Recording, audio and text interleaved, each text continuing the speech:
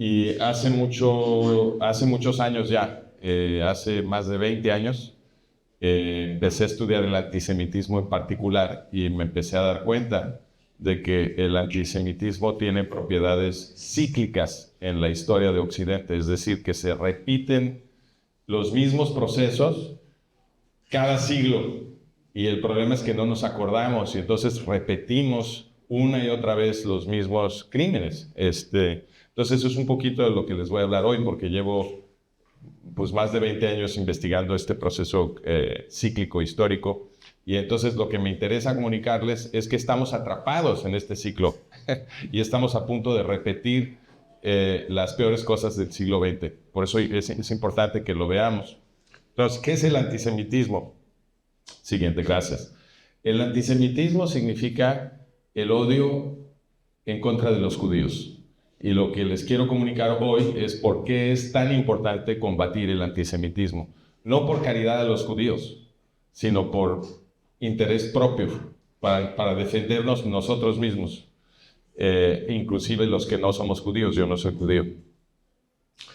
Pero para entender qué es el antisemitismo, tenemos que entender primero qué es un judío. Porfa, la siguiente. Entonces, muy brevemente.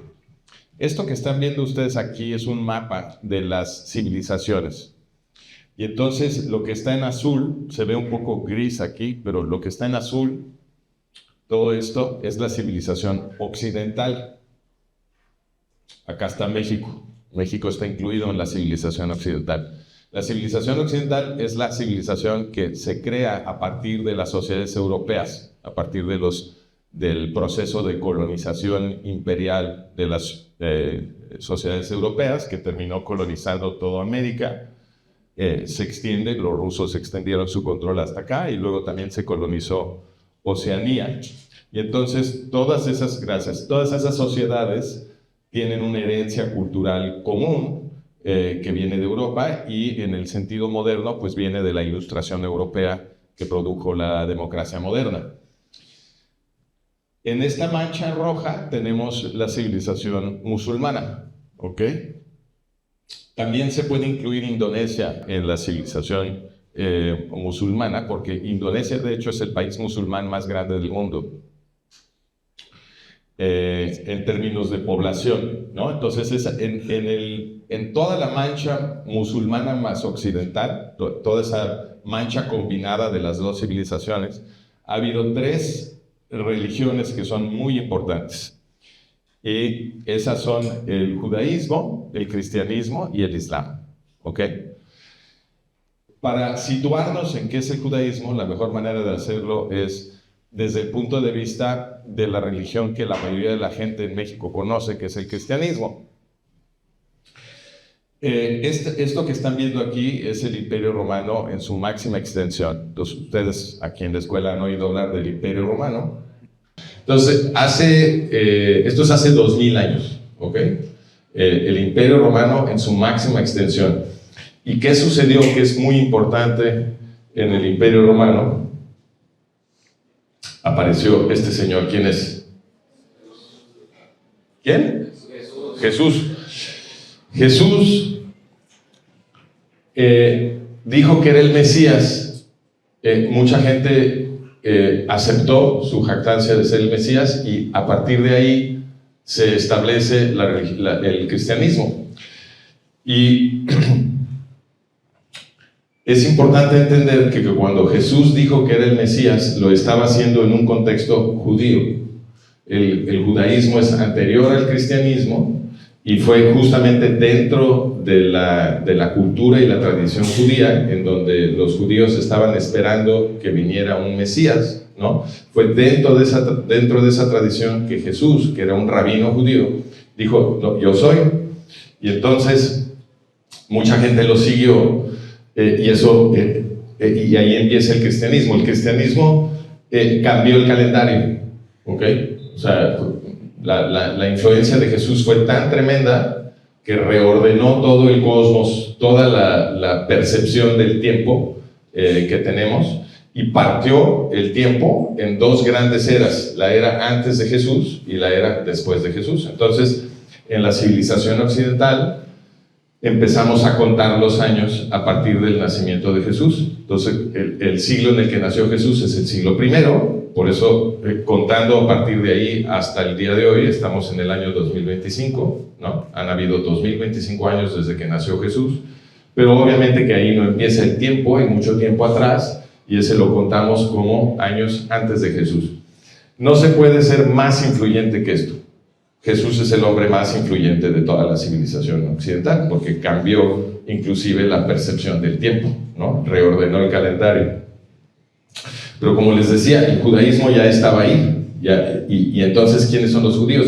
Los judíos son los que no aceptaron la jactancia de Jesús de ser el Mesías, que son la mayoría de los judíos. Los cristianos son sobre todo no judíos, eran sobre todo al principio griegos y luego también romanos y luego gente en el resto de Europa que se fueron convirtiendo al cristianismo, pero la gran mayoría de ellos no eran judíos. Los judíos conservaron la tradición que tenían, no aceptaron a Jesús como el Mesías y continuaron, y hasta el día de hoy tenemos judíos en Occidente. Son una población muy pequeña, ahorita vamos a hablar un poquito más de por qué, pero son una población muy estable. Si ustedes se van a estudiar todos los distintos pueblos que eran contemporáneos del pueblo judío hace de 2500 años, van a ver que había una gran variedad de culturas y pueblos que estaban viviendo al mismo tiempo que los antiguos judíos, y todas esas culturas, todos esos pueblos ya no existen, y los judíos aquí siguen, ¿okay? Han mantenido una continuidad y una estabilidad cultural impresionante. Desde cierto punto de vista son el pueblo más estable de la historia, a pesar de que han sufrido muchísimos ataques muy violentos, y de todas maneras han mantenido su cultura, ¿no? Entonces esos son los judíos, son digamos la base civilizacional de donde sale Jesús. Y luego el Islam es posterior. El Islam aparece apenas en el siglo VII después de Jesús, con la prédica de Mahoma, y bueno, allá estamos nosotros, hasta allá estamos nosotros en el siglo XXI. Entonces, para explicar qué es el judaísmo, el mejor resumen, en mi opinión, lo dio el rabino Hillel el Viejo. Realmente no sabemos qué apariencia tenía el rabino Hillel el Viejo, pero esta es una imaginación de un artista. El rabino Hillel el Viejo es el rabino. Los rabinos son los maestros de la ley judía, son a la vez expertos legales y religiosos, porque la religión judía está organizada alrededor de un cuerpo de ley, que es la ley de Moisés. Entonces tienen un montón de leyes y todo un sistema legal alrededor de una constitución y una ley secundaria, y toda esa ley se transmite a través de expertos que la interpretan, y esos expertos son los rabinos. Y el rabino más influyente de toda la historia es este señor, el rabino Hillel el Viejo, porque de su pensamiento se desprende toda la jurisprudencia judía, todo el trabajo de desarrollo evolutivo de leyes secundarias en la tradición judía. Y en la antigüedad cuentan que se le acercó un pagano. Tengo que explicar qué es un pagano. Un pagano es un no judío, ¿okay? Un pagano es una persona que, a diferencia de los judíos, que son monoteístas, ellos son los que introdujeron el monoteísmo en la historia humana, es decir, en creer en un solo Dios. Los judíos definen a los que no creen en un solo Dios como paganos. Entonces, en el mundo antiguo, los paganos, los politeístas, que creen en muchos dioses, se estaban convirtiendo al judaísmo. Había muchísimos paganos convirtiéndose al judaísmo, miles y miles y miles. El judaísmo era una religión muy popular en el mundo antiguo, sobre todo en la cuenca del Mediterráneo. Y entonces un pagano, Hillel es una figura del siglo I antes de Jesús, y entonces se le acerca un pagano primero al rival de Hillel, porque había dos grandes rabinos que eran muy influyentes, que se estaban disputando la interpretación correcta de la ley de Dios, ¿no? Y entonces estos eran Hillel y Shammai. Entonces el pagano que andaba pensando convertirse al judaísmo, va primero con Shammai y le dice: oiga, rabino Shammai, yo le prometo que me convierto al judaísmo si usted me explica el judaísmo mientras yo me sostengo sobre un pie. Pues obviamente que no te puedes sostener en un pie mucho más de un minuto, ¿no? Por mucho equilibrio que tengas. Entonces eso forzaba al rabino a resumir todo de la forma más eficiente posible. El rabino Shammai se desespera con este pagano, agarra una vara y lo corretea y le dice: no me estés molestando. Entonces el pagano va con el rival, con el rabino Hillel, y le dice: rabino, yo me convierto al judaísmo si usted me explica qué es el judaísmo mientras yo me sostengo en un pie. Y el rabino Hillel le contestó: lo que tú odias, no se lo hagas a tu prójimo. Eso es la Torá y todos los profetas. La Torá es la constitución judía, ahí están las leyes básicas, y los profetas obviamente extendieron todo eso, ¿no? Entonces, todo lo que es el judaísmo, dijo el rabino Hillel, es esto: sé buena onda con los demás. Y esto es una paráfrasis de un mandamiento que está en el tercer libro de la Constitución judía, en el tercer libro de la Torá, que se llama el Levítico. Si ustedes abren sus Biblias, los que sean cristianos, católicos, y abren la Biblia cristiana o católica, los primeros 5 libros son la Constitución de los judíos. De hecho, la Biblia cristiana es 80% textos judíos. El Nuevo Testamento, que es la parte que se añade en el cristianismo, es relativamente delgada. Los primeros 5 libros son la Torá, la Constitución de los judíos, y el tercero de esos es el Levítico.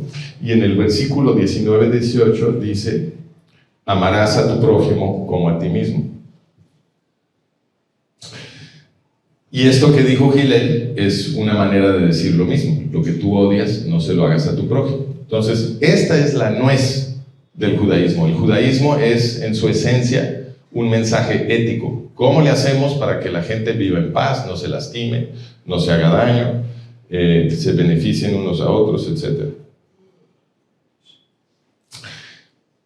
Mucha gente cree, porque estamos en una civilización dominantemente cristiana, mucha gente cree que el mensaje de amarnos unos a los otros es un mensaje que se escuchó por primera vez de los labios de Jesús, pero no es el caso. Miren, Hillel es una figura del siglo I antes de Jesús.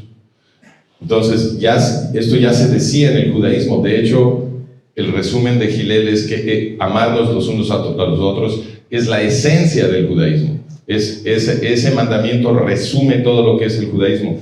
Entonces, cuando Jesús, un poco después de Hillel, dijo que hay que amarnos los unos a los otros, no estaba diciendo algo nuevo, estaba diciendo lo que el judaísmo siempre había dicho. Claro que lo dijo a su manera, pero estaba diciendo algo que ya se decía, ¿no?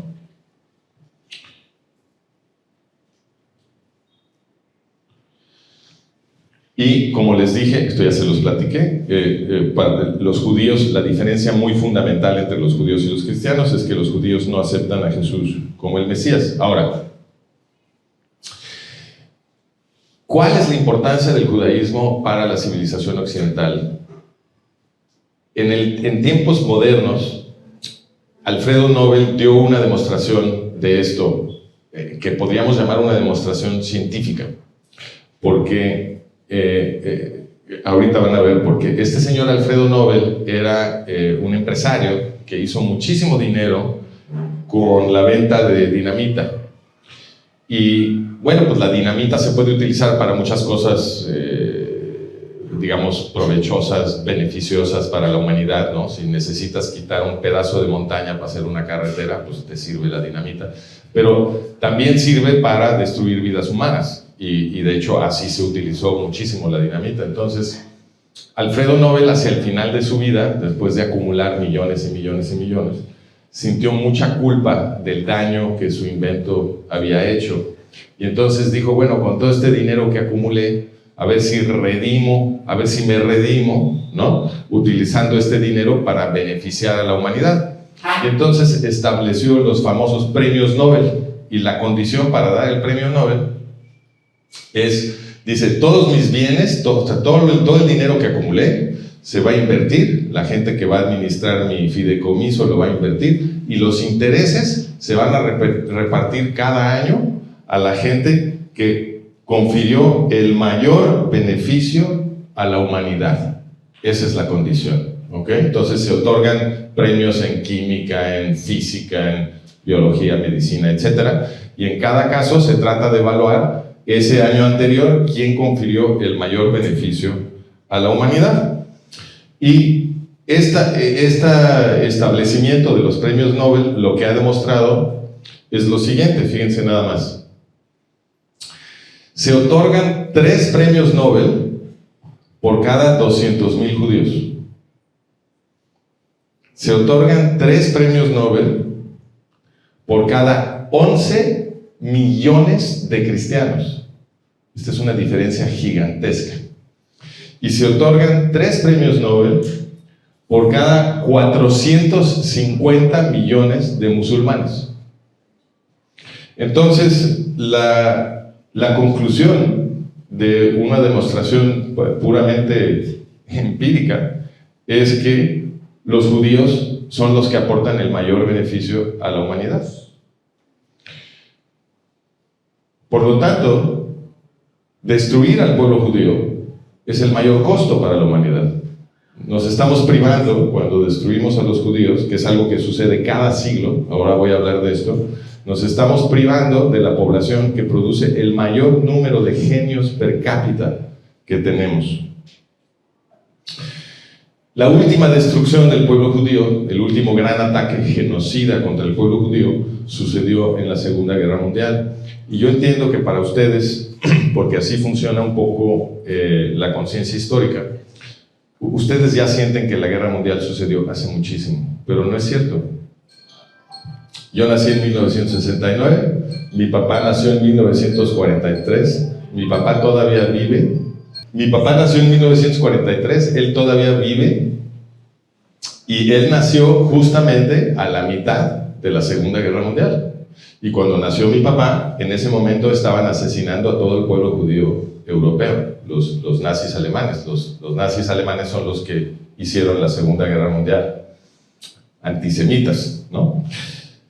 Acaba de suceder en realidad. Este es Adolfo Hitler, es el líder alemán que era el jefe del partido nazi y que transformó a Alemania con su ideología de odio racial, y conquistaron los nazis pues prácticamente toda Europa occidental, y en la mancha geográfica controlada por los nazis, ellos se encargaron de acorralar a todos los judíos europeos, se los subieron a trenes, se los llevaron a campos de concentración, que luego convirtieron en campos de exterminio, y ahí los estuvieron matando, se los llevaban a todos, hombres, mujeres, niños, bebés, todos.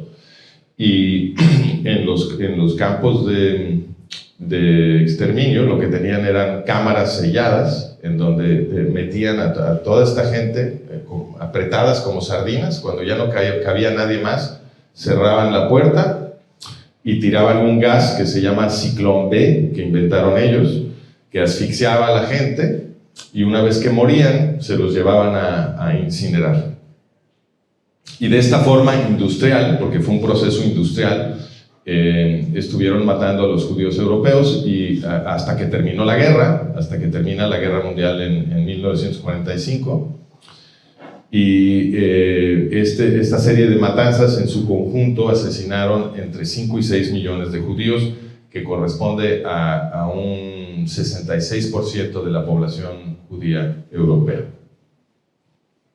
Para que ustedes puedan dimensionar un poco lo que fue esto, este es Ana Frank, muy famosa por su diario. Ella era una chica judía holandesa, y tuvo la fortuna durante algunos años, le extendió un poquito la vida, que una familia holandesa cristiana muy valiente decidieron esconderlos en su casa, crearon una como puerta falsa que no parecía puerta para dividir la parte de arriba de la casa del resto de la casa, y en esa parte de arriba ahí los escondieron. Entonces cuando llegaban los policías nazis a revisar si no había judíos ahí, pues parecía que la casa terminaba en esa pared, y entonces la familia de Ana Frank arriba escondida logró sobrevivir un tiempo más.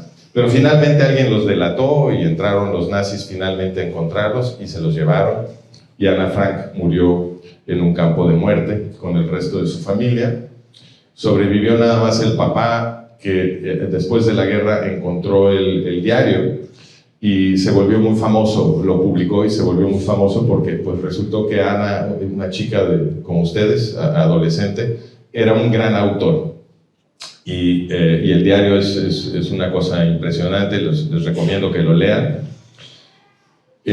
La experiencia de Ana pues fue una experiencia terrorífica. O sea, imagínense ustedes que aquí estamos dando una conferencia y de pronto llegan los narcotraficantes a llevarnos todos a los campos de exterminio de estos que se han descubierto en México, ¿no? Ustedes ni la deben ni la temen, están aquí haciendo su vida normal, y de pronto llegan a llevárselos, ¿no? ¿Por qué? Pues porque le cayeron gordos a alguien, ¿no? No estaban ustedes haciéndole daño a nadie ni ofendiendo a nadie, pero por alguna razón les cayeron gordos y llegan por ustedes. Esa fue la experiencia de Ana Frank.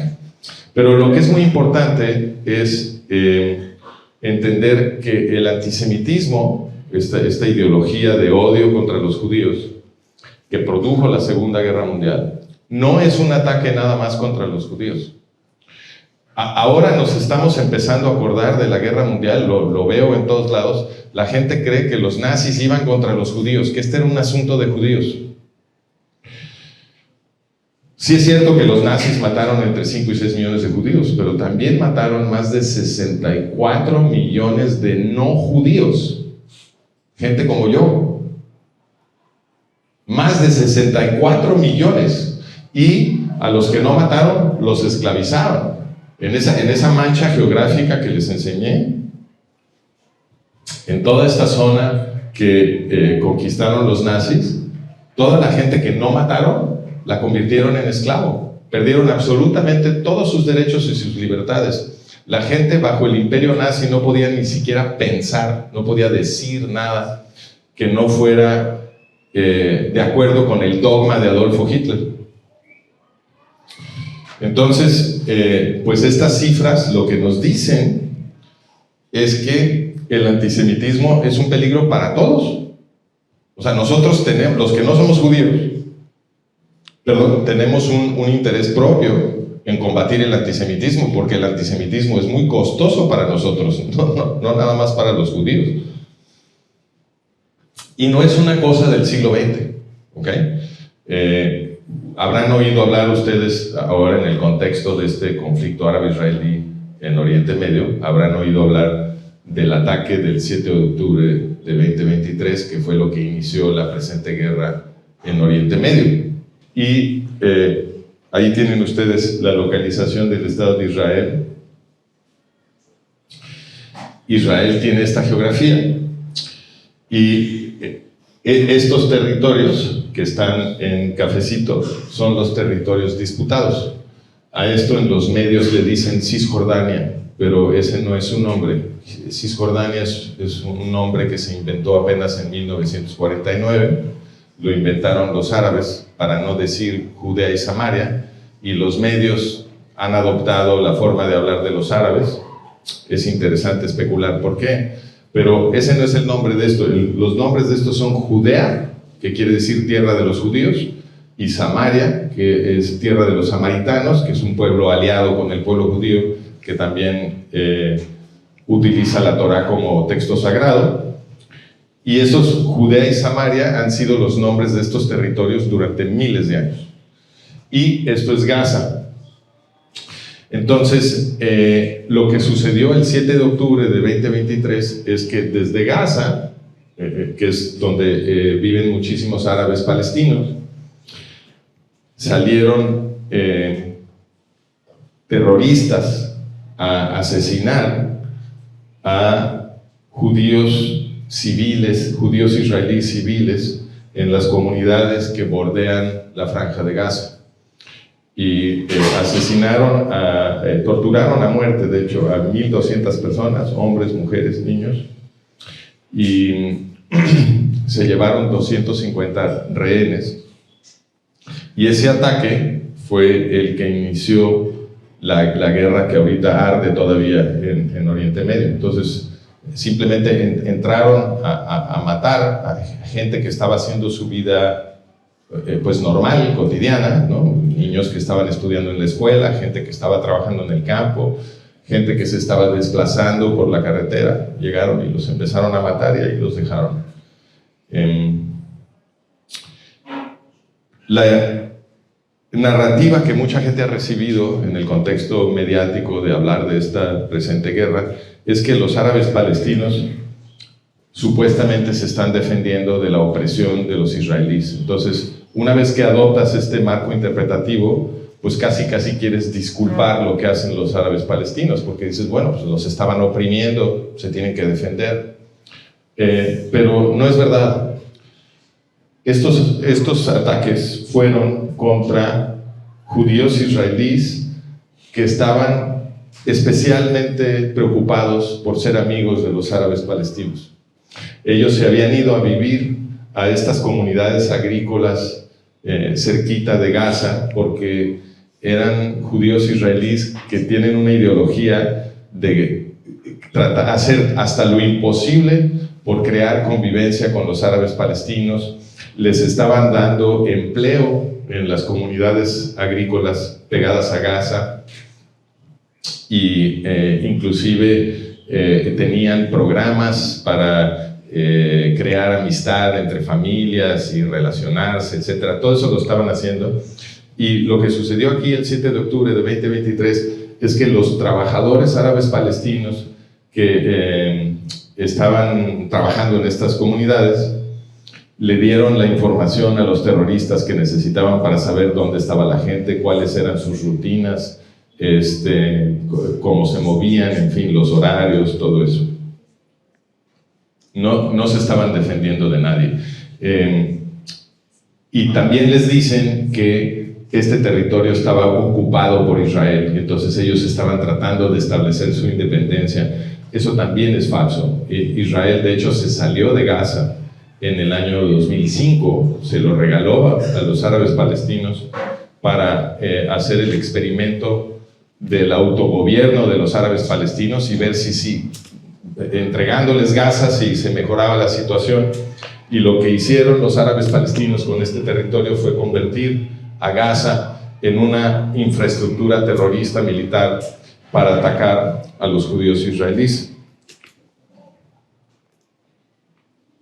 Bueno, es muy importante, al final, es muy importante que detrás de Hamas, que es la organización terrorista que gobierna Gaza y que organizó el ataque contra los judíos israelíes el 7 de octubre, está Qatar. ¿Okay? Qatar es el sugar daddy, el mafioso arriba de Hamas, ¿no? Entonces Hamas es el órgano militar terrorista que se encarga del ataque, pero atrás de Hamas está Qatar, que es el que pone el dinero para toda la infraestructura militar de Hamas, todos los túneles que construyeron, porque construyeron una red de túneles abajo de Gaza, más grande inclusive que el metro de Londres, ¿no? Son muchísimos kilómetros de túneles para mover los terroristas de un lado a otro, para mover armamento, para trasladar rehenes de un lado a otro, baterías de misiles, los cohetes, en fin, toda la infraestructura militar de Hamas se construyó en gran parte con dinero de Qatar. Entonces no es ninguna distorsión afirmar que el que atacó a Israel el 7 de octubre fue Qatar. ¿Y qué es Qatar? Qatar es una pequeña península de arena dentro de la península arábiga, y en Qatar están las reservas de gas más grandes del mundo, y con eso Qatar se ha vuelto infinitamente rico. Entonces es un país diminuto que tiene todo el dinero del mundo, y con ese dinero han estado financiando a los terroristas de Hamas. La ideología de la familia que gobierna Qatar es el yihadismo. Si ustedes han oído hablar este término, el yihadismo es, la yihad es el concepto central del Islam, y el yihadismo lo que dice es que si los que no son musulmanes, que ellos nos llaman a nosotros infieles, si nosotros no nos queremos convertir, nos dan la oportunidad de convertirnos al Islam, pero si no nos convertimos, el yihadismo dice que nos tienen que matar. Y la familia que gobierna Qatar tiene esta ideología del yihadismo. Entonces, cuando uno ve, por ejemplo, la capital de Qatar, esto es una foto mostrando Doha, que es la capital de Qatar, uno lo que ve es pues, una ciudad que se ve muy moderna, ¿no? Entonces, las construcciones parecen casi de ciencia ficción, se ve una ciudad muy moderna, y se puede ir uno con la finta de que Qatar es un país moderno, pero es todo lo contrario. Qatar es un país muy primitivo, con una ideología arcaica, pero tienen muchísimo dinero, entonces pueden construir rascacielos, pero no es un país moderno. En Qatar, los que hacen el trabajo son casi todos esclavos. Y cuando yo digo esclavos, no estoy hablando en metáforas, no estoy diciendo esclavos porque trabajan muy duro o porque les faltan algunas cosas, no, estoy diciendo esclavos en el sentido de que tienen un amo, esclavos en el sentido de que no se pueden ir, no tienen libertad, esclavos en el sentido de que abusan de ellos físicamente, no les pagan, cuando ya no les sirven, los tiran a la calle a que se mueran de hambre. En ese sentido son esclavos literales, como en el Imperio Romano, ¿ok? ¿Y cómo se hacen de estos esclavos? Bueno, a muchos los secuestran, entonces hacen operaciones de comando en otros países y se trepan a la gente de la calle a una van y se los llevan a Qatar. En otros casos, lo que hacen es que los invitan a Qatar con un fraude complicado en el que les hacen pensar que les van a dar un empleo en Qatar, y entonces esta gente llega a Qatar pensando, es gente pobre, sobre todo de Asia, llega a Qatar pensando que finalmente logró encontrar un buen empleo, y cuando llegan a Qatar les quitan sus pasaportes y ya no se pueden ir, y los convierten en esclavos. Si ustedes se meten a internet al rato y buscan el tema de la esclavitud en Qatar, van a encontrar algunos artículos sobre este tema. Se discute poco, porque los medios en nuestra civilización occidental han sido muy amables con Qatar. Y de hecho, cuando Qatar organizó el Mundial, ¿se acuerdan del Mundial en Qatar? ¿Okay? Los medios de información occidentales, en vez de decir esto es un escándalo, no deberíamos de estar colaborando con Qatar, Qatar nos está tratando de convencer que es un país normal, que organiza mundiales, ¿no? Los medios calladitos. Al contrario, estuvieron colaborando con el esfuerzo de Qatar de limpiar su imagen, ¿no? Pero si se meten ustedes a internet y buscan este tema, sí van a encontrar algunos artículos sobre el tema de la esclavitud en Qatar. Si les interesa el mío, ahí pueden capturar el URL, o si no, luego vayan a mi página web, luego les damos la dirección. Aquí tengo toda la documentación muy cuidadosa de lo que está sucediendo en Qatar y el sufrimiento de estos esclavos. Estamos hablando del 94% de la población económicamente activa en Qatar. Son extranjeros, no son cataríes. Es una sociedad muy rara. Es una pequeñísima aristocracia de ciudadanos cataríes, casi nada, y luego 2 millones de esclavos. Ahora, se está repitiendo la estructura, ¿cierto? En la Segunda Guerra Mundial, los antisemitas, los nazis, estaban matando millones de judíos, que mataron a la gran mayoría de judíos europeos, y estaban esclavizándonos a todos nosotros. A todos los no judíos los estaban convirtiendo en esclavos. ¿Cuál es la estructura que vemos ahora? Qatar, que es un estado yihadista que produce esclavos, también está organizando grandes matanzas de judíos. Entonces, vemos aquí que se repite la misma estructura. Los antisemitas, los que odian a los judíos y que organizan grandes matanzas de judíos, están esclavizando a los no judíos. Y entonces, la pregunta es, ¿por qué se da esa estructura. Y la pregunta que es más importante hoy es: ¿por qué no aprendemos de la experiencia? Porque si esta es una estructura que se repite, deberíamos de saber que cuando empiezan a matar a los judíos, nosotros estamos en riesgo de convertirnos en esclavos.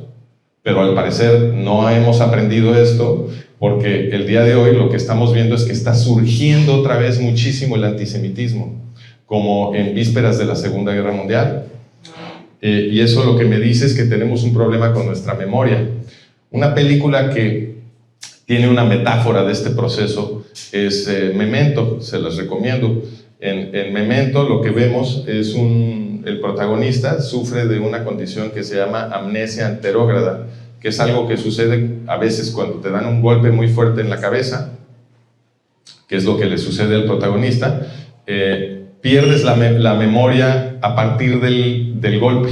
Entonces, te acuerdas de todo lo que pasó hasta el día que te golpearon en la cabeza, ¿cierto? Pero a partir de ahí empiezas a formar memorias nuevas, pero después de algunas horas o no sé, un par de días, ¡pum!, hay un reset. Y entonces, todas esas memorias nuevas que estabas formando se borran y te regresas como si te acabaras de despertar el día después del trancazo, ¿ok? Y empiezas a formar memorias nuevas otra vez, y después de algunas horas o un par de días, ¡pum!, otro reset, se borra todo y vuelves a empezar. Entonces, imagínate que tienes esa condición, pues te pueden timar muy fácil, ¿no? Entonces, estás formando memorias nuevas y te vienen y te cuentan un cuento y te estafan y te quitan tu casa. No puedes aprender nada, porque al ratito se te borran esas memorias, te regresas, ya no te acuerdas de nada. Puede venir el mismo tipo a contarte la misma historia, ¿no? Y ahora te estafa y te quita tu coche. Se te borran esas memorias, regresas, y regresa el mismo tipo, te cuenta la misma historia y ahora te quita otra cosa. Y así, porque no te puedes acordar. Nos está pasando lo mismo. Ya no nos estamos acordando de la Segunda Guerra Mundial, ya no la podemos interpretar. No nos damos cuenta. La gente cree que los nazis iban contra los judíos en vez de entender que iban contra todos, ¿no? Y entonces cuando empieza a surgir el antisemitismo otra vez, como no nos acordamos, no entendemos que el ataque viene contra nosotros también. Creemos que es una cosa de judíos y no nos ponemos las pilas para combatir el antisemitismo a tiempo. La lección profunda es que si nuestros abuelos hubieran combatido el antisemitismo con suficiente energía en los 1920s, 30s, no hubiera sucedido la Segunda Guerra Mundial. Y se hubieran salvado las vidas no nada más de los judíos, sino de más de 64 millones de no judíos.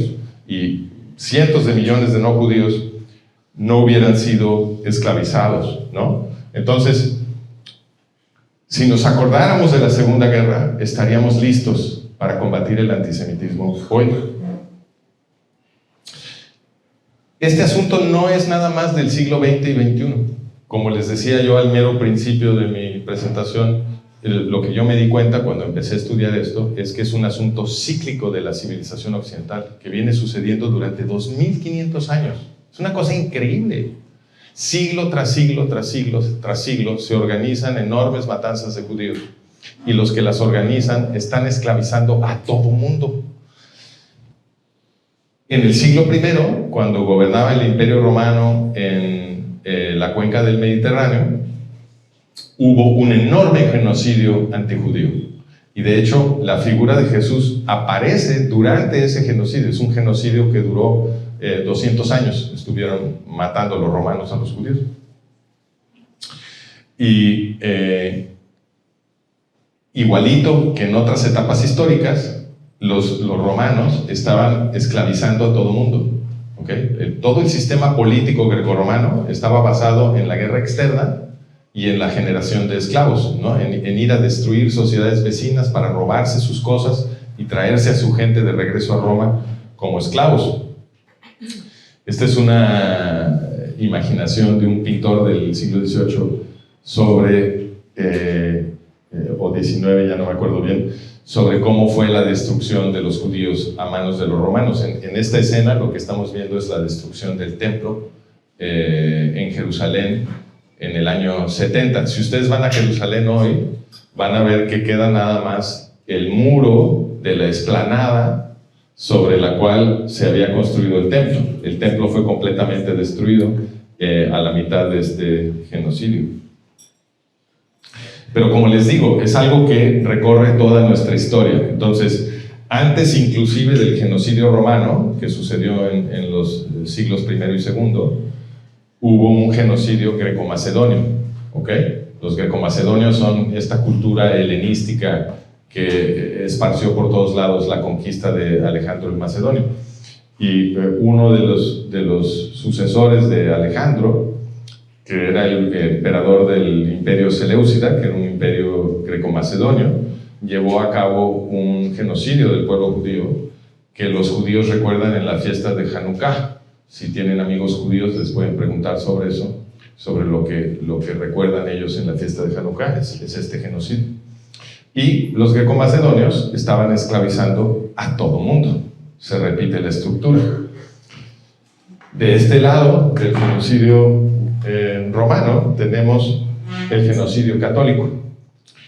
Durante siglos, en el medioevo y en el Renacimiento europeo, la Inquisición católica, aliada con los reyes católicos de Europa, estuvieron organizando enormes matanzas, expulsiones y conversiones forzadas de judíos que vaciaron Europa occidental de judíos. Prácticamente ya para tiempos modernos ya no había judíos en Europa occidental. Por eso Adolfo Hitler, el líder de los nazis alemanes, estaba matando sobre todo judíos de Europa oriental, porque esos eran los que quedaban. Misma estructura. La Inquisición católica convirtió en esclavos a todos los europeos. Y estuvieron matando no nada más judíos, mataron muchísimos cristianos. Hubo unas guerras religiosas tremendas en las que algunos cristianos decidieron que no le querían hacer caso al Papa, que no estaban de acuerdo con el Papa, y entonces los exterminaron. Entonces no eran nada más los judíos, estaban matando a muchos cristianos, y otra vez la misma estructura.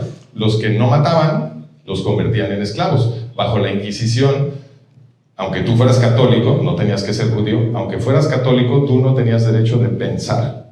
Cualquier cosa que tú dijeras que no estuviera de acuerdo con el dogma del Papa, te arrestaban, te torturaban para que te retractaras, y si no te retractabas, juntaban leña y te quemaban vivo. Entonces, era un sistema totalitario que convertía a todo el mundo en un esclavo, y nuevamente estaban organizando grandes matanzas de judíos. Luego tenemos más cerca de nuestros tiempos las matanzas zaristas, del Imperio Ruso zarista. En el Imperio Ruso zarista, como probablemente ya se hayan enterado en sus clases de historia, prácticamente todo el mundo era un esclavo, y igualmente estaban organizando matanzas de judíos. De hecho, el policía más alto del Imperio zarista dijo muy famosamente una frase a la mitad de los estragos que estoy mencionando. Dijo: vamos a ahogar la revolución en sangre judía.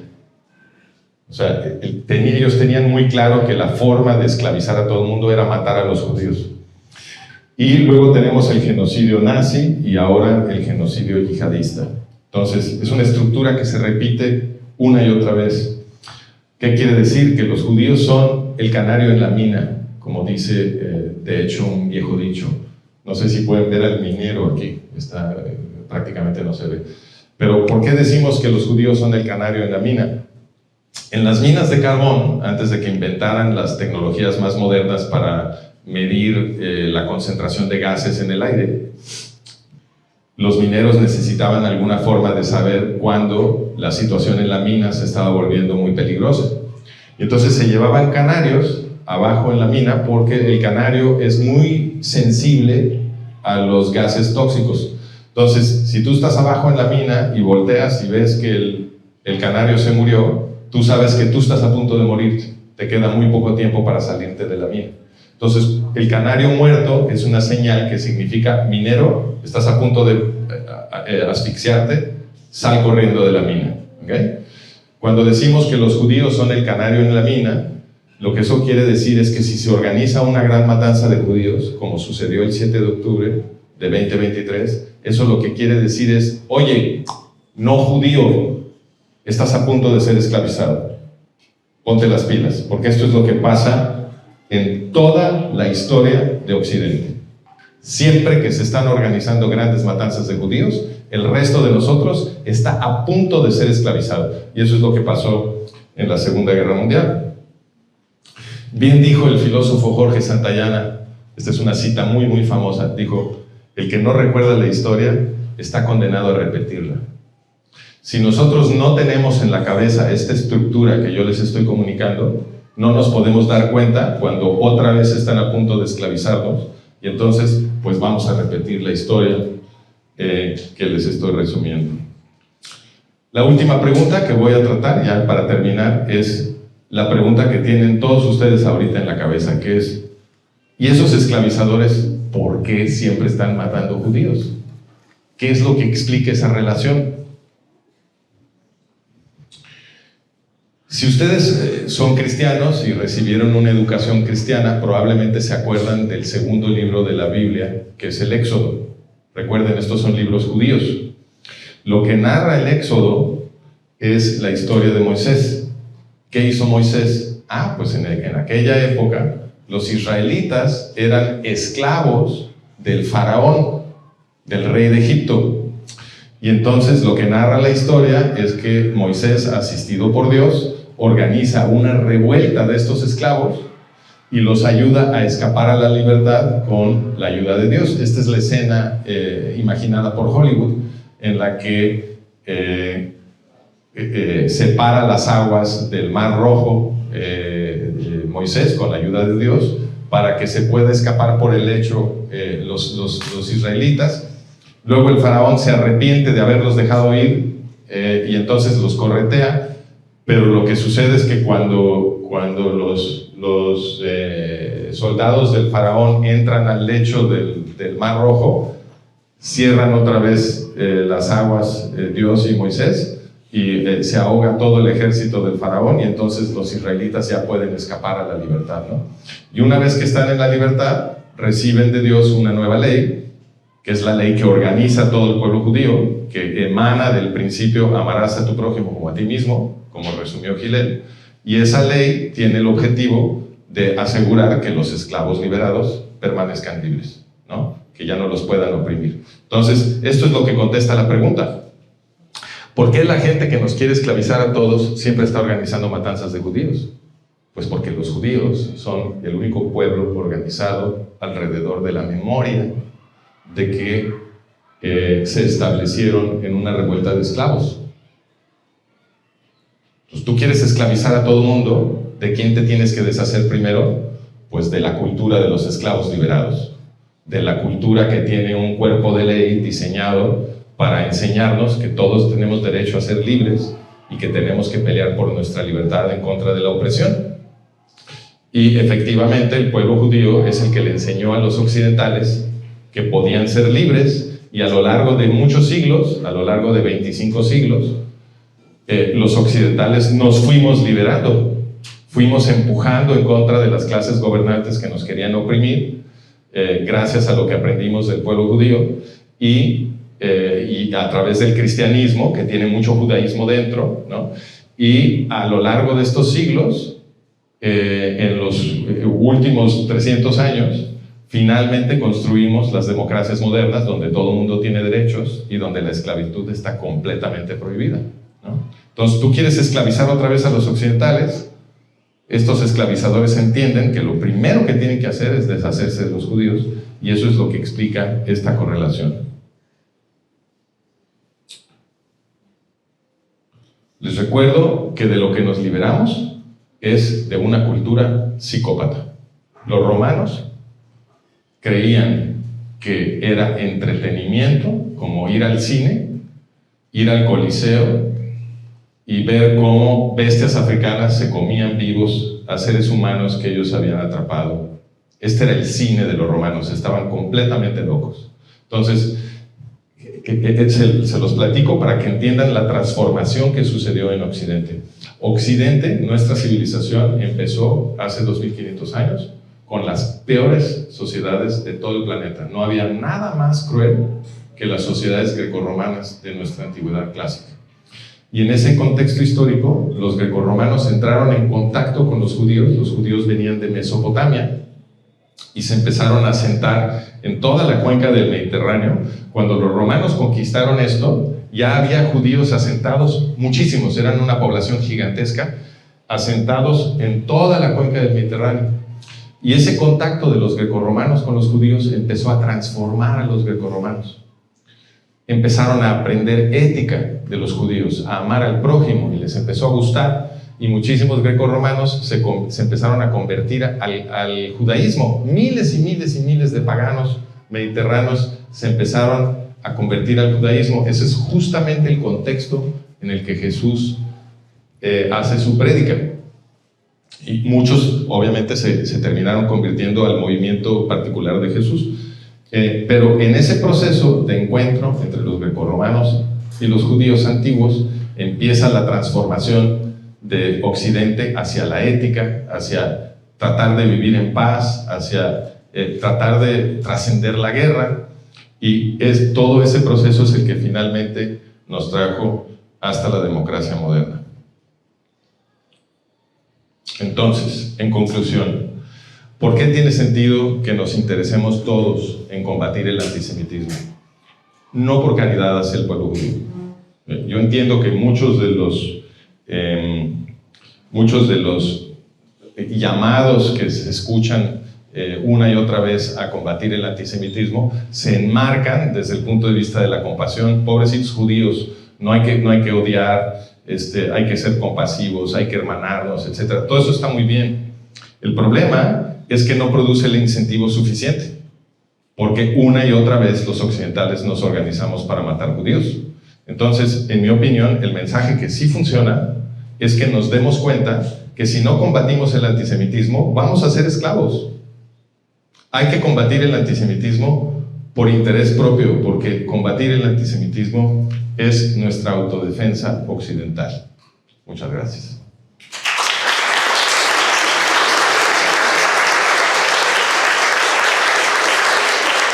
Hola, soy Francisco Gil White.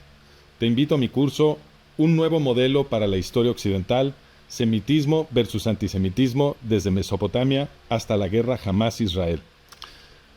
¿Sabías que el antisemitismo, el odio antijudío, es la herramienta que siempre usan los opresores para esclavizarnos a todos, judíos y no judíos? En este curso verás que el semitismo, el proyecto de igualdad, compasión y justicia universal, nació en Mesopotamia hace 4300 años, en la revolución de Sargón de Akkad. No lo aprendiste en la escuela, pero es muy importante. La respuesta a Sargón fue el antisemitismo, la estrategia de los opresores para dividir y conquistarnos. La tensión entre semitismo y antisemitismo ha sido la fuerza motriz de toda la historia política occidental, desde Sargón de Akkad hasta la actual guerra entre Hamás e Israel. Toda nuestra historia se explica como resultado de esta tensión eterna entre semitismo y antisemitismo. Para entender tu momento histórico y tomar las riendas de tu destino, debes primero conocer tu historia. Este curso te ayudará a ver los enormes procesos históricos en los que estamos inscritos. Inscríbete ya.